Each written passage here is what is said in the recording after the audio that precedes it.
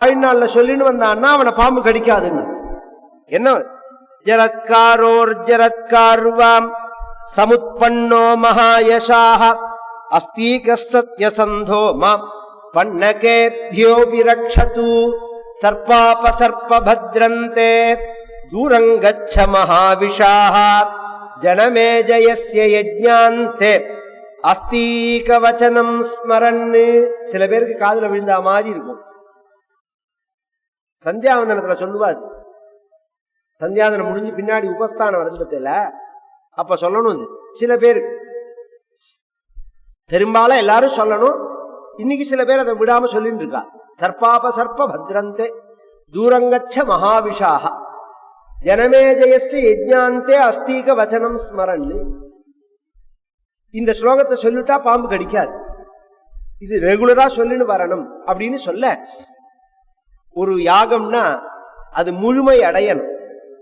இப்ப பாதியில நிறுத்திட்டா, நிறுத்தின உடனே ஏகப்பட்ட ஜனங்கள் யாகம்னு சொல்லி கூப்பிட்டு இருக்கா. கொட்டகாயெல்லாம் போட்டிருக்கு, அன்னதானங்கள்லாம் நடக்கிறது, ஏகப்பட்ட செலவு பண்ணியிருக்கான்.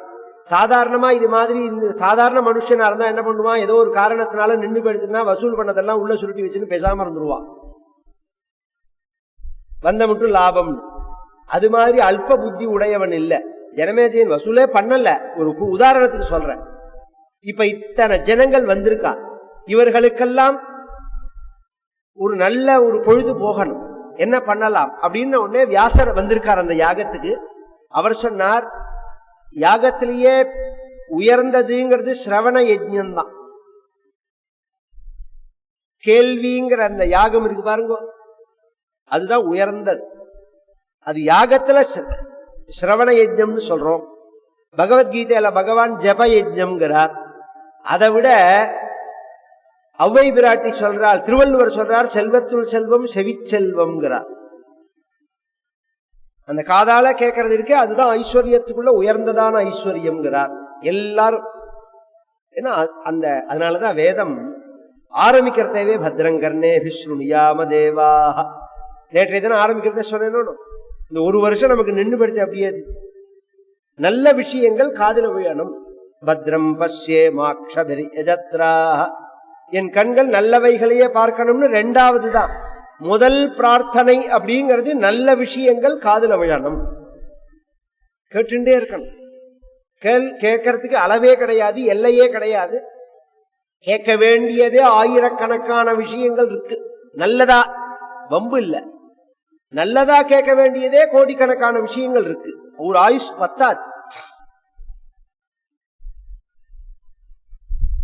வைசம்பாயனர்னு ஒரு மகான், அவரை கூட்டு, வியாசருடைய சிஷ்யர் தான், அவரை கூட்டு உன் வாக்குனால இந்த பாரதத்தை சொல்லு அப்படின்னு உடனே அந்த ஜனமேஜயனுக்கு ஏற்கனவே ஒரு ப்ராப்ளம் வேற.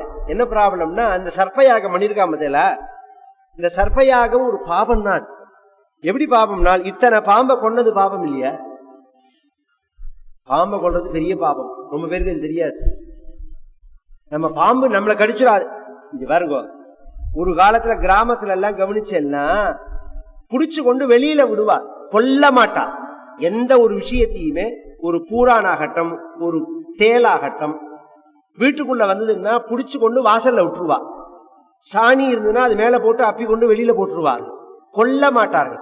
இன்னைக்கு எதுவுமே வீட்டுக்குள்ள வரக்கூடாதுன்னு விதவிதமான கொல்ற பாதார்த்தத்தை வாங்கி வச்சுன்னு நாம கொண்டு இருக்கோம். இது பாபம்தான். ஏன்னா இந்த உலகத்துல வாழறதுக்கு எல்லா உயிரினங்களுக்கும் உரிமை உண்டு. நம் வாழ்க்கையில ஒரு உயிரினம் குறுக்கிட்டதுன்னா அதை அப்புறப்படுத்தலாமே தவிர அழிக்க கூடாது. அதுக்கு நமக்கு அதிகாரம் கிடையாது. தேல், நான் என் ஆயுசுல, நான் என் சின்ன வயசுல இருக்கிறதே தேல் ஓட்டு வீடு தானே தேடு வருமானம். பாட்டி என்ன சொல்லுவான்னா, கொடுக்க கட் பண்ணிட்டு அனுப்புங்க. கொடுக்க மட்டும் கட் பண்ணிட்டு தேலை தூக்கி போட்டுருவா, பயம் இல்லாம இருக்கிறது. இல்லைன்னா பிடிச்சு கொண்டு கிடுக்கியால பிடிச்சு கொண்டு விட்டுருவா வாசல்ல. பூரான் இருந்தா அடிக்காதேம்பா. ஒரு தாய்க்கு ஒரு பூரா ஒரு குட்டி தான் போடும், ஒரு பூரா ஒரு குட்டி தான் போடும், ஒரு தாய்க்கு ஒரு புள்ள, அடிக்காத அப்படின்னு சொல்லுவா. பாம்பெல்லாம் தொடவே மாட்டாள், அது வராது, தட்டினாலே போயிடும். பொதுவாகவே இந்த பாம்புகள்லாம் இருக்கு பாருங்க, சப்தம் கேட்டாலே அண்ணண்ட போயிடும். நீங்க மிதிச்சு கிதிச்சு ஏதாவது பண்ணினாதான் அது கடிக்கும். அது நம்ம கடிச்சிருமோன்னு நாம பயப்படுறோம், நாம ஏதாவது பண்ணிடுமோன்னு தான் அது பயப்படும். அதனாலதான் அது கடிக்கிறது. கொல்லக்கூடாது, மகா பாபம் அது. எல்லா உயிரினங்களுக்கும் வாழறதுக்கு உரிமை உண்டு இந்த உலகத்துல. இந்த மகாபாரதம் அப்படிங்கிறது அத்தனை பேரையும் உட்காத்தி வச்சு இவர் வைசம்பாயனர் சொல்றார் மகாபாரதத்தை. இவன் ஜனமேஜயன் அத்தனை பாம்பையும் கொன்னானோனோ அந்த பாவத்தினால அந்த பாவம் போறதுக்காக மகாபாரதத்தை கேளுனார் வியாசர். ஏன்னா நேற்றைய தினம் ஒரு விஷயம் சொன்னேன், மகாபாரதம் கேட்டா புண்ணியம்னு. இன்னொரு ஸ்லோகம், ஒரு மனிதனுடைய ஆயுஷ்ல பல பாபங்களை பண்ணுவாவா. மகாபாதகம், அதிபாதகம், உபபாதகம், சங்கலீகரணம், மலனீகரணம், அபாத்தீகரணம், ஜாதி பிரம்சகரம், பிரகீர்ணகம்னு பலவிதம். ஏவம் நவானாம் நவவிதானாம் பகூனாம் பகுவிதானாம் சர்வேஷாம் பாபானாம் அப்படின்னு பொழுது விடிஞ்சா அந்த ஆவணி ஆவட்டத்துல சங்கல்பம் மட்டும்தான் நாம சொல்றோம். இந்த பாபங்கள்லாம் போறதுக்கு சர்வப்பிராயஷ்சித்தம்னு பேர். சில பேர்கள் அந்திம காலத்துல சர்வப்பிராயஷ்சித்தம்னு பண்ணிப்பான், சாஸ்திரங்கள்ல சொல்லியிருக்கு. அதுல ஒரு பிரச்சனை என்னன்னா, ஒவ்வொரு பாபத்துக்கும் ஒவ்வொரு பிராயஷ்சித்தம். பூனையை கொன்னா ஒரு பிராயஷ்சித்தம், எலிய கொன்னா ஒரு பிராயஷ்சித்தம், பாம்பை கொன்னா ஒரு பிராயஷ்சித்தம், பசுவை கொன்னா ஒரு பிராயஷ்சித்தம், யானையை கொன்னா ஒரு பிராயஷ்சித்தம், பூக்கிற செடியை வெட்டினா ஒரு பிராயஷ்சித்தம், காய்க்கிற மரத்தை வெட்டினா ஒரு பிராயஷ்சித்தம், மனிதர்களை கொண்டா இப்படி இருக்கு. ஒன்னொன்னுக்கும் ஒவ்வொரு விதமா இருக்கு. இதெல்லாம் ஒருத்தன் பிராயஷ்சித்தத்தை பார்த்து பண்ணிக்கணும்னா அதுக்கே ஒரு 100 வருஷம் பத்தாது. இப்படி எல்லா பாபத்துக்கும் ஒரே பிராயஷ்சித்தம் மகாபாரத சிரவணம். இந்த வியாச பாரதம் இருக்கே, இத சம்பூர்ணமா ஒருத்தன் வாழ்க்கையில பாராயணம் பண்ணினாலோ அல்லது காதால கேட்டாலோ அவன் பண்ணின அத்தனை பாபமும் போகும்னு இருக்கு, மகாபாரதத்திலேயே இருக்கு. இது வெறும் அத்தியுக்தி இல்ல. சில விஷயங்கள்ல அத்தியுக்தின்னு சொல்லுவார்கள், அதிகப்படியா சொல்றது. அது மாதிரி சொல்லல, வியாச பாரதத்துக்கே உள்ள மகிமை அது. அதனால வியாச பாரதத்தை கேளு அப்படின்னு சொல்ல. ரெண்டாவது, ஜனமேஜயனுடைய தாத்தா வம்ச கதை, அதனாலையும் அவனுக்கு புரியணும். இந்த சந்திர வம்சம் அப்படிங்கிறது சூரிய வம்சத்தினுடைய ஒரு கிளை தான். சூரிய வம்சத்துல இக்ஷ்வாகு அப்படின்னு ஒரு ராஜா, வைவஸ்வத மனுன்னு ஒரு ராஜா, அவன் யாகம் பண்ணினான். யாகம் பண்ணும் போதே அவன் ஆண் குழந்தை பிறக்கணும்னு யாகம் பண்றான். ராஜாங்கிறதுனால வாரிசுக்காக அப்படி விருப்பப்படுறான். ஆனா கடைசியில பிறந்தது பொன் குழந்தை. பண்ணி வச்சவர் வசிஷ்டர். சாதாரண வாத்தியாரா இருந்தா நான் என்னப்பா பண்ணுவேன், நான் பிரார்த்திச்சிருந்தேன், அதுக்கு மேல வாவா பாக்கியத்தை நாம என்ன சொல்ல முடியும்னு சொல்லலாம். வசிஷ்டர்லாம் அப்படி சொல்றவர் இல்ல. இப்படின்னா இப்படிதான் சொல்லிதான் பண்றது. வசிஷ்டரை கூப்பிட்டு கேட்டான், இப்படி பொன் குழந்தையா பிறந்திருக்கேன்னா. அவர் சொன்னார், நான் புள்ள குழந்தை பிறக்கிறதுக்கு தான் யாகம் பண்ண ஜபம் பண்ண சொன்னேன்.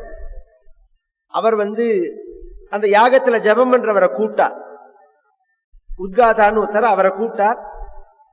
நான் உங்களுக்கு புள்ள பிறக்கிற மந்திரத்தை தானே சொல்ல சொன்னேன்னா. ஆமான்னார். பொண்ணு பிறந்திருக்கேன்னார். நீங்க என்ன ஜபம் பண்ணினேன்னு கேட்டார். பொண்ணு பிறக்கிற மந்திரம் தான் ஜபம் பண்ணினேன்னார். அவர் ஏன்னு கேட்டார் வசிஷ்டர். நீங்க சொன்னேன் புள்ள பிறக்கிற ஆண் குழந்தை பிறக்கிற மந்திரம் ஜபம் பண்ணணும்னு. நீங்க அண்ணன்ட போன உடனே அந்த ராஜாவோட மனைவி இருக்கா பாருங்க, அவ என்ன பண்ணினா, ஆண் குழந்தை பிறக்கிற மந்திரம் வேண்டாம், பொன் குழந்தை பிறக்கிற மந்திரம் பண்ணுங்கன்னு. உடனே வசிஷ்டர் சொன்னார், தப்பு என் மேல இல்ல, உன் சம்சாரத்தை கூப்பிட்டு கேளுன்னா. வாத்தியாரை கோச்சுக்கலாம், பொண்டாட்டியை கோச்சுக்க முடியுமா? உடனே அவரை மனைவியை கூப்பிட்டு நீ இப்படி சொன்னையாமான்னு கேட்டான். ஆமான்னாலும். ஏன் இப்படி சொன்னேன்னா, புள்ள குழந்தைக்கு என்ன வசதி, பொன் குழந்தை என்ன மட்டம்னு கேட்டாங்க. இன்னும் சொல்ல போனா நிர்தாட்சியமா இருக்கும். புள்ள குழந்தையா இருந்தா, பொன் குழந்தையா இருந்தா தான் ஒரு இறக்கத்தோட ஒரு வேலை கூப்பிட்டு காப்பியாவது கொடுக்கும். சாப்பிட்டியா இருக்கியா செத்தையான்னு கூட கேட்க மாட்டான் பிள்ளையா இருந்தா. அதனால எனக்கு பிள்ளைகள் எல்லாம் விருப்பம் கிடையாது, பொன் குழந்தை தான் வேணும் தான். இன்னும் இவன் என்ன பண்ணா, திரும்பி வசிஷ்டரை கூப்பிட்டு, அவ புரியாம பேசுறா, ராஜாவா வேணும், அதனால நீங்க என்ன பண்ணுங்கோ, இந்த பிறந்திருக்கிற பெண் குழந்தைய ஆண் குழந்தையா மாத்துங்க. மந்திரத்தினால முடியும். அது இன்னைக்கு என்னெல்லாம் உண்டோ அத்தனையும் அப்பையிலேருந்து உள்ள விஷயம்.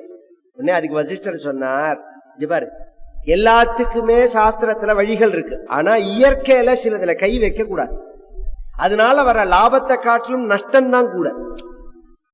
கொஞ்சம் யோசனை பண்ணி பாருங்க. ஒரு காலத்துல குதிரையில போனோம், மாட்டு வண்டியில போனோம், தேர்ல போனோம்.